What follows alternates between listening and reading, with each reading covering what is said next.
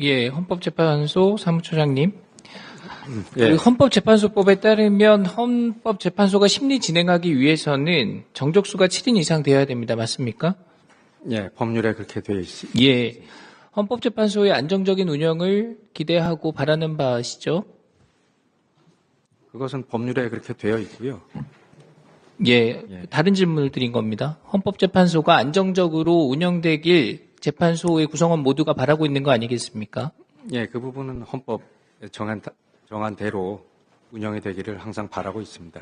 만약에 어제 한독수 대행께서 마은혁 재판관을 임명하지 않고 또 후임 재판관을 임명하지 않았다면 헌재는 또다시 6인 체제로 돌아가서 장기불능 상태로 빠지게 됐을 겁니다. 화면 한번 띄워주시죠. 예, 박찬대 원내대표 말씀을 보죠. 이게 12월경에 그 공식 회의에서 하신 말씀인데 헌법재판관을 조속히 임명해서 현 6인 체제를 9인 완전체로 구성하자는 것이 바로 대한민국 정상화의 시작이다. 이렇게 얘기를 했고요. 다음 장이요. 이게 지금 그 민주당 주도로 통과된 마은혁 임명 촉구 결의안입니다. 여기에 주문을 보시면 대행체제라는 헌정위기 상황에서 가장 시급히 처리해야 할 의무가 마은혁 재판관 임명을 통한 9인 체제의 온전한 헌법재판소 구성이라 할 것이다. 마은혁 재판관 임명했고 9인 체제 완성을 위해서 후임 재판관 지명했습니다.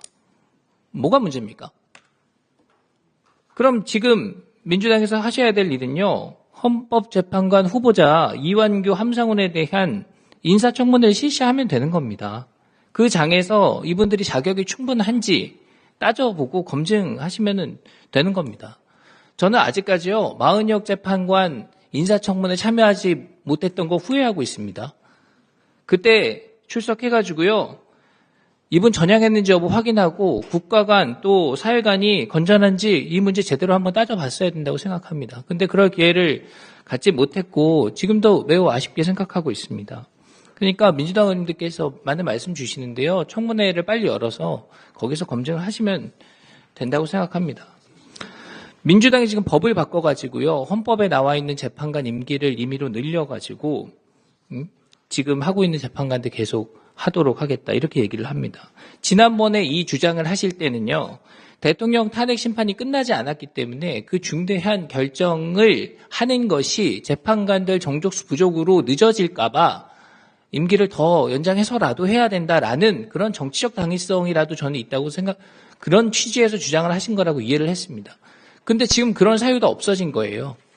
그렇기 때문에 지금 그분들의 임기를 연장하자고 주장하는 것은요. 어떤 얘기인가 하면 내 마음에 드는 재판관들을 이재명 대통령 될 때까지 붙잡아 두겠다. 이런 내용으로밖에는 설명이 안 되는 겁니다. 만약에 이게 사실이라면요. 차기 대선에서 민주당이 집권할 것을 전제로 지금 지명을 미루라 이런 식의 주장이라면요. 이거 국민들의 심판을 받아야 될 정도로 엄중한 상황이고 오만한 발상이다 이렇게 지적을 합니다. 사무처장께서 지금 민주당에서 제출한 통과시킨 법, 그러니까 재판관들 임기 연장하는 거요. 그 대상자가 퇴임하는 재판관 두 분이지 않습니까? 이 두 분에 대해서 이분들이 어떤 의견을 갖고 계신지 좀 확인해달라. 지난번에 제가 그렇게 부탁을 드렸는데 혹시 확인해 보신 바가 있습니까? 확인한 바는 없습니다. 네, 말씀을 좀 나눠보지 않으셨을까요? 그분들 임무수행 잘 마치고 이제 홀가분하게 떠나고 싶어 하지 않으세요? 이거는 건의를 드려서라도 지금 헌재에서 이 법안에 대한 입장도 제대로 지금 못 내고 있는 것 같은데요. 공보관 통해서라도 그분들이 임기 끝났으면 떠나겠다 그런 메시지 나오는 게 저는 맞다고 봅니다. 예. 차관께 좀 여쭤볼게요. 한독수 권한대행 후임 재판관 임명 관련해서 법무부께서 아까도 뭐 설명을 주셨는데 좀 조언하신 내용이 있습니까? 아니요, 그 대통령 지명 몫에 대한 임명과 관련돼서 제가 특별하게 조언을 하거나 그러지 하지는 않습니다. 그러면은 한독수 권한대행께서 후임 재판관들 지명하는 것에 대한 동의의 입장에서 그것이 어떤 배경에서 그런 판단을 하는지에 대해서 국민께 좀 알기 쉽게 설명하실 수 있습니까? 좀 시간을 갖고 충분히 좀 말씀을 한번 해보시죠.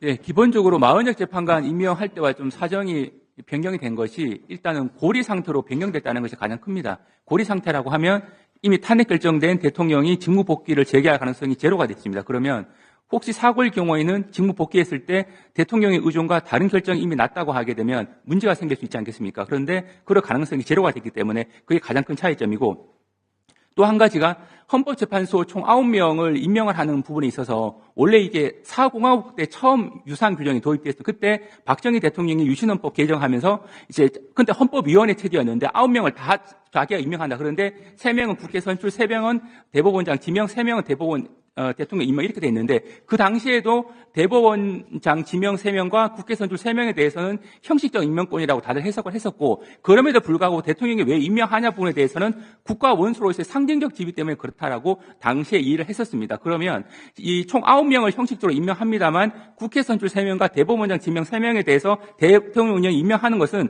국가 원수로서의 어떤 고도의 지위에서 상징적, 비록 실권은 없지만 상징적 지위에서 임명하는 것이었습니다. 그렇다면 권한 대행 체제에서 과연 그런 국가 원수로서의 자격을 비록 실권이 없다 하더라도 행사하는 것이 맞는지에 대한 논란이 있을 수 있는 반면에 3명을 임명하는 것은 입법사업의 행정이 골고루 3분의 1씩 임명하는 것이기 때문에 그 부분에 대해서는 국가 원수로서의 자격에서 임명하는 것이 아니고 행정부의 수반으로서 임명한다고 보통 학계에서는 이해하고 있습니다. 그렇다면 국가 원수 자격을 대행하는 것이 아니고 행정부 수반 자격을 대행하는 입장이라면 현재 한독수 권한 대행 입장에서는 충분히 그 3명에 대해서는 특별한 논란이 없이 임명할 수 있다라는 생각을 하셨을 것 같고, 제가 보더라도 고리라고 하는 상황 변경이 생긴 점, 두 번째는 그 3명은 행정부 수반으로서 임명하는 부분이기 때문에 국가 원수로서의 지위에서 임명하는 것과는 차원이 다르다. 두 가지 점을 국민들께서 좀 이해를 해주셨으면 마흔적 재판관 임명 부분하고는 좀 차이점이 있다라는 걸 아실 수 있을 것 같습니다.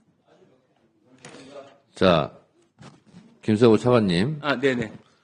지금 말씀 중에 좀 이해가 되지 않고 어폐가 있는 부분이, 우리 장관 대행님 있잖아요. 오른팔 왼팔이 다른 사람 거예요?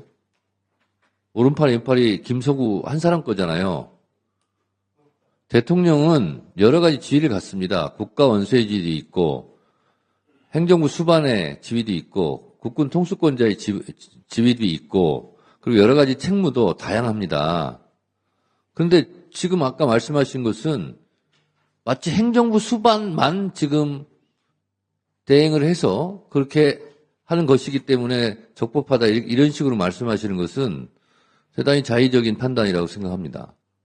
아니, 어떻게 한 사람이 맡고 있는 것을 요때는 요 역할을 하는 거고 요때는 요 역할을 하는 거고, 그런 게 어디 있습니까? 대통령은 그런 지위를 다 갖고 있는 거고, 그게 지금 다 파면된 거예요, 윤석열 전 대통령한테는. 근데 어떻게 그거를 국가 원수 따로, 행정부 수반 따로, 국군 통수권자 따로, 대통령이 뭐 따로 국가입니까? 그런 해석이 어디 있어요, 무책임하게. 그렇지 않습니다. 제가 좀 이따 제 질의 시간에 얘기하겠지만, 대다수 헌법학자들은 소극적 현상 유지 의무만 해라, 이런 거예요. 김성호 차관도 법조인인데 그렇게 얘기를 해서 제가 당황스럽습니다.